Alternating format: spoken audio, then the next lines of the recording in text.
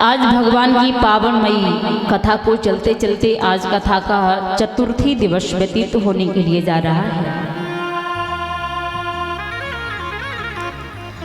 हरिहर गंगा मैया के किनारे पर बैठे व्यास नंदन श्री सुखदेव जी महाराज परीक्षित जी को कथा से श्रवण करा रहे हैं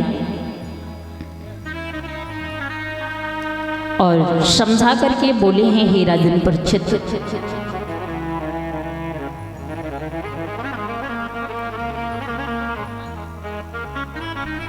कल का प्रसंग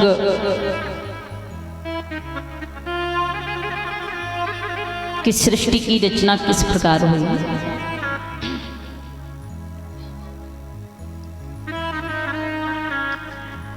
तो आज श्री सुखदेव जी समझा रहे हैं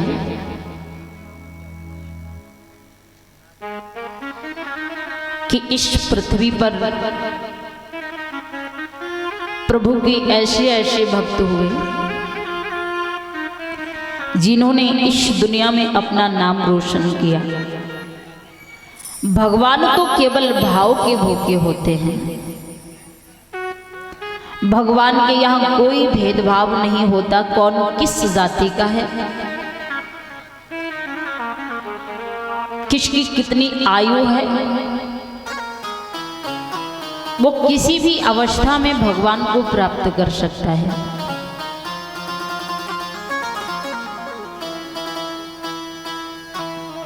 और एक मानव जीवन ही ऐसा जीवन है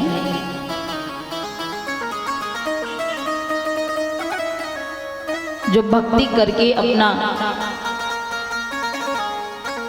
कल्याण कर सकता है।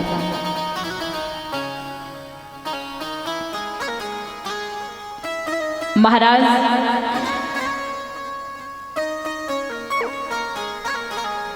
उत्तानपाद जो थे,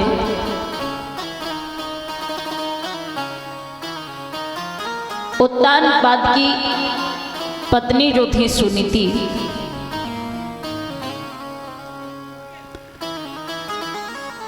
बड़े ही नेक विचारों वाली वो नारी थी।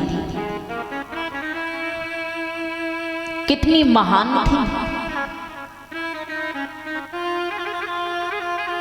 उनकी सुंदरता का भी कोई वर्णन नहीं किया जा सकता।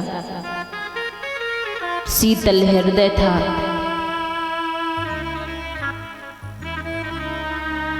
लेकिन फिर भी उन्हें एक दुख दिया था भगवान ने।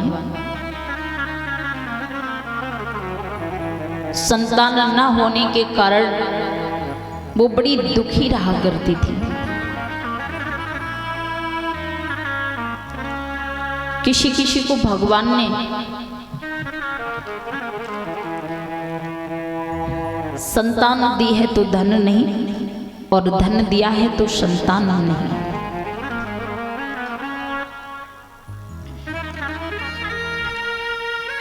जिसके घर पेट भरने के लिए भोजन भी नहीं है ना, उनके घर भी 2-4 बच्चे घूम रहे हैं। कपड़ों के लिए दुखी हैं तो कोई भोजन के लिए दुखी है।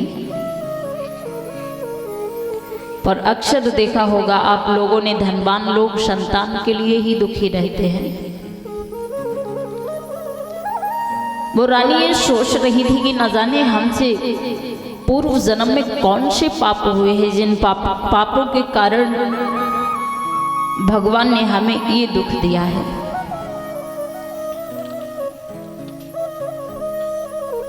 और महाराज कर्मों का फल प्रभु हर किसी को देता है। यदि हमारे मन में किसी के प्रति कोई छल कपट नहीं होगा, किसी के प्रति ईर्ष्या नहीं होगी, तो हमारे जीवन में कभी कोई संकट नहीं आ सकता, कोई कठिनाई नहीं आ सकती। महाराज कभी भी हमें अपनी शारीरिक ताकत का अहंकार नहीं करना चाहिए, ना ही हमें अपनी दौलत पर अभिमान करना चाहिए, ना ही हमें अपने ज्ञान पर अभिमान करना चाहिए। कहते हैं जिसे ज्ञान होता वो अभिमान नहीं किया करते हैं।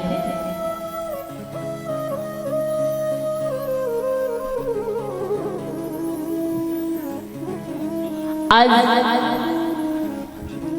श्री सुखदेव जी समझा रहे हैं कि हमारे प्रभु बड़े ही दयालु हैं,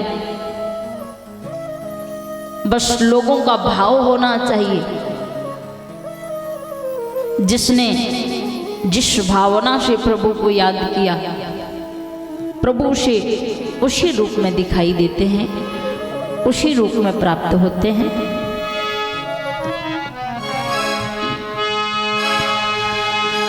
हो जागी रही भावना जैसी, प्रभु मूर्ति देखी तिल तैसी।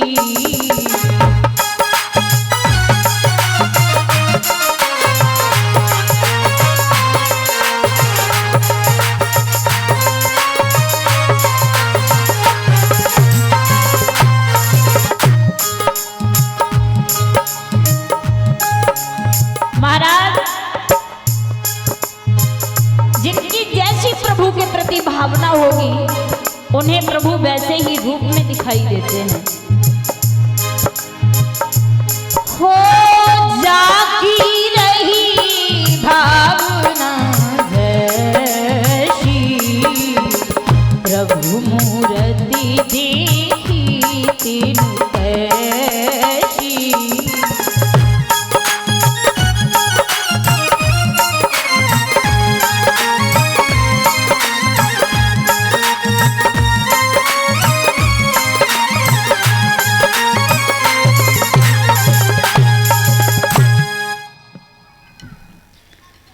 हमारी भावना कैसी है, प्रभु के प्रति भाव कैसा है हमारा,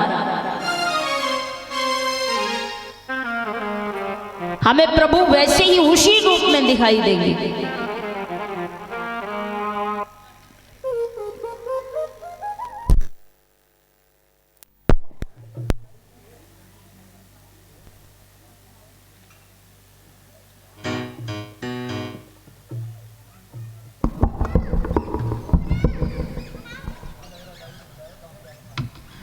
आज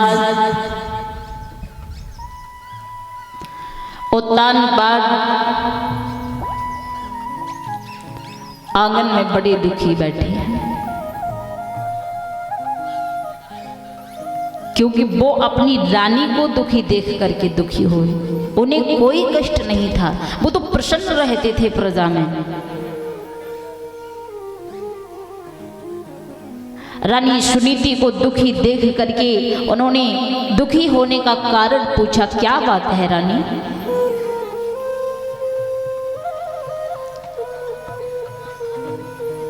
क्या हमसे कोई भूल हो गई? रानी कहती है, महाराज बड़ी दुख की बात है। अरे हम तो केवल आपसे कह सकते हैं, आपके सिवा इस संसार में हमारा है भी कौन? प्रजा के लोग आपको निर्वंशी कहते हैं तो हमें बांस कहते हैं। उस स्त्री को समाज में जीना बड़ा मुश्किल होता है जिस स्त्री ने किसी संतान को जन्म ना दिया हो।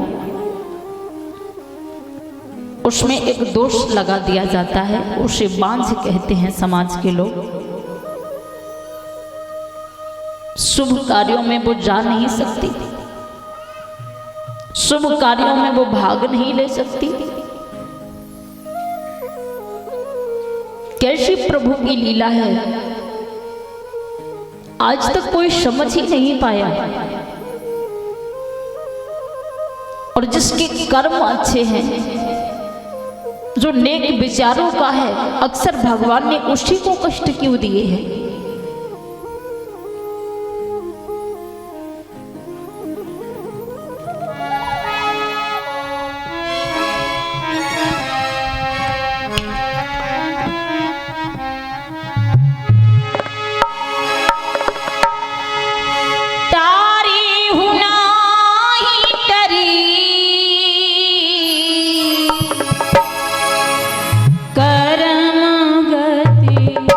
तारे हुना ही तेरी कर्म गति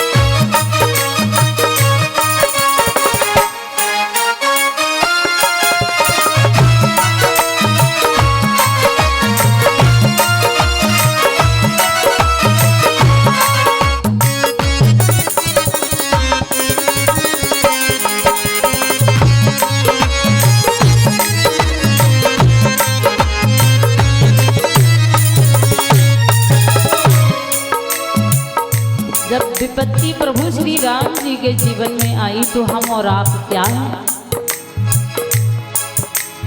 मुनि वशिष्ठ पंडित श्री ज्ञानी सौभिक लगन धरी,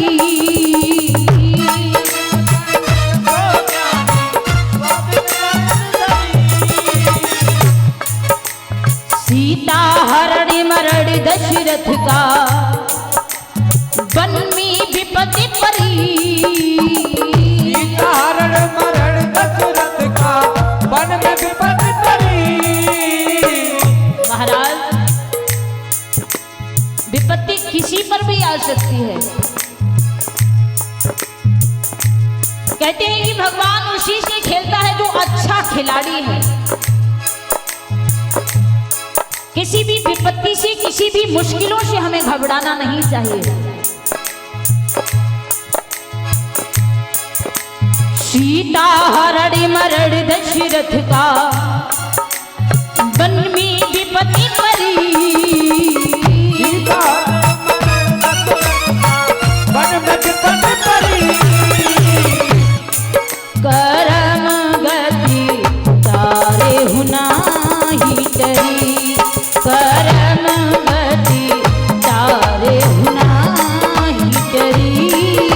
करम गति तारे हुनाई टरी। करम गति तारे हुनाई टरी।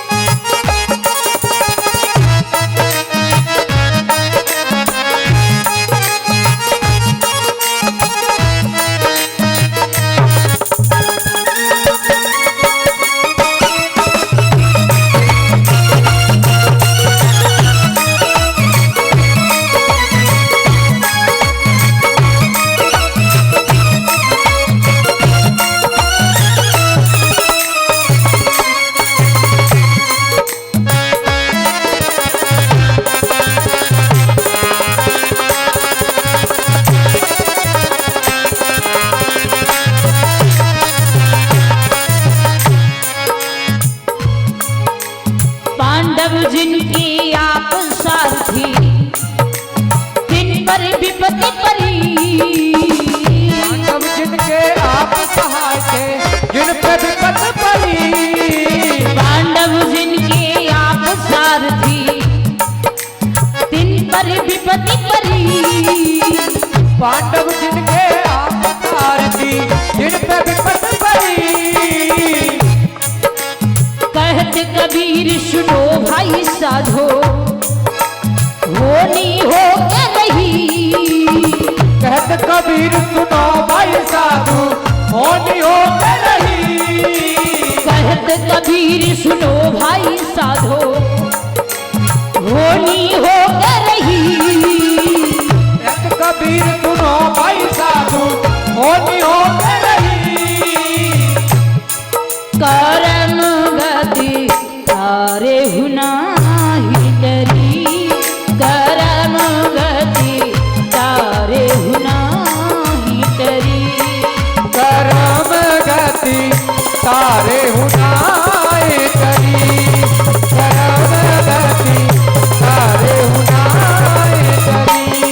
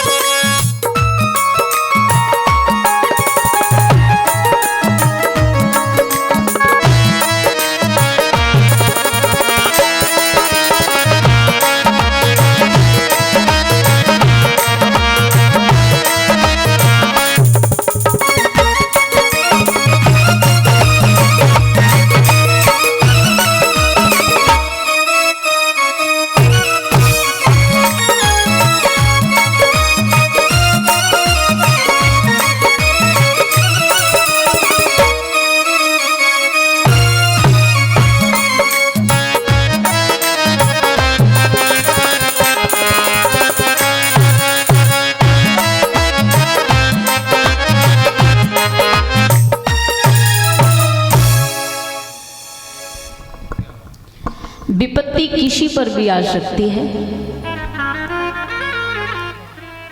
ऐसा समझा रहे हैं उत्तानपाद। कहा है रानी, प्रभु के यहाँ देर है अंधेर नहीं है,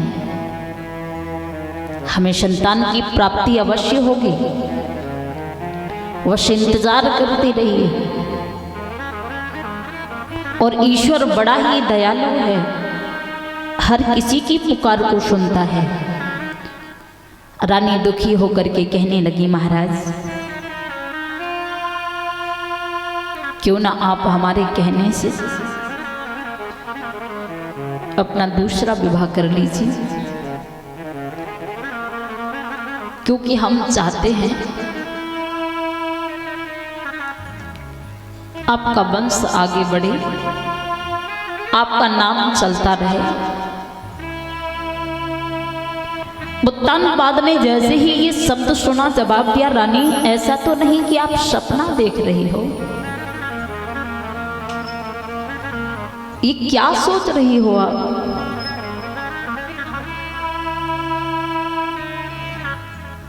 कभी ये दोबारा मत बोलना।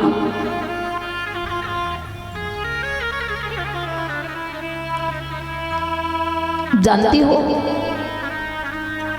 सख्त चून की भी बुरी होती है,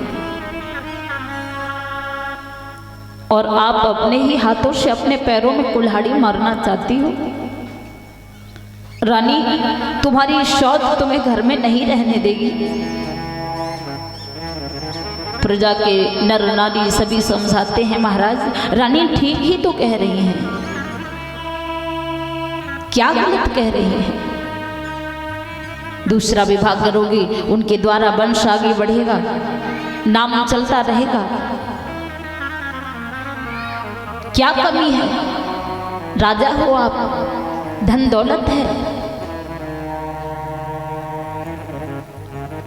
जवाब दिया है, महाराज जिस बाग में जिस वृक्ष पर फल फूल नहीं आते, माली उसे उखाड़ के फेंक देता है। हम ये नहीं कहते कि महारानी को आप महलों से निकाल दीजिए या फिर इन्हें छोड़ दीजिए, ये भी महलों में बनी रहेंगी। दूसरा विवाह कर लो जिससे आपको संतान की प्राप्ति होगी।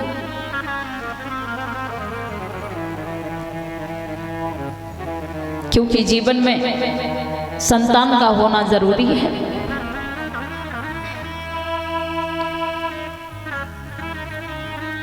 आज सभी की बात को मान करके महाराज उत्तानपाद अपना दूसरा विवाह करने को तैयार हुए। महाराज उत्तानपाद का दूसरा विवाह सुरची के साथ हुआ। दिखती सुंदर थी,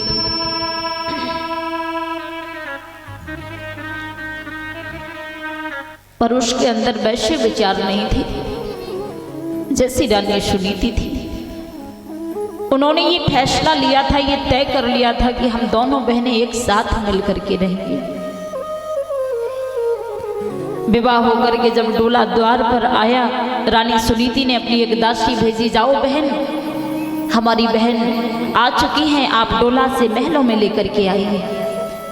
दौड़ी दौड़ी दासी जाती है। जैसे ही दासी ने कहा है, महारानी आपको बड़ी रानी ने महलों में बुलाया है, जैसे ही ये शब्द सुना तो आग बबूला हो गई। कौन है वो बड़ी रानी जिसने हमें बुलाया है? दासी ने कहा कि आपके पति की पहली वाली पत्नी जो महलों में आपका इंतजार कर रही है। महाराज जैसे ही ये शब्द सुना, दासी से कहा कि हमारे पति को बुलाओ। उत्तानपाद डोला के पास में खड़े हैं पर कुछ भी बोल ना सके। आज सुरची अपने पति को अपशब्द बोलती जा रही है। अरे जब घर में एक पत्नी पहले से थी तो हमारे साथ विवाह करने की क्या जरूरत थी? पर कुछ ना बोल सके। महलों से इंतजार करते करते सुनीति स्वयं चल करके द्वार पर आई। जिन्होंने देखा कि सुरची डोला से नहीं निकल रही है, जाते जाते हाथ जोड़ करके कहने लगी, बहन ये महल, ये नौकर चाकर, ये सब तुम्हारे हैं और मैं तो आपकी दासी बन करके रहूंगी। आप चलो इस घर को संभालो। हाथ जैसे ही आगे बढ़ाया, सुरुचि ने सुनीति को लात मार दी। सुनीति जमीन पर गिर जाती है, आंखों से अश्रुधारा बहने लगी। बहन, मैंने तेरे साथ क्या बुरा कर दिया? मैं तुझे अपना सब कुछ सौंप रही हूं ना। तू रानी, मैं दासी बन करके रहूंगी। आंखों से आंसू बह रहे हैं और रो करके कहती हैं, बहन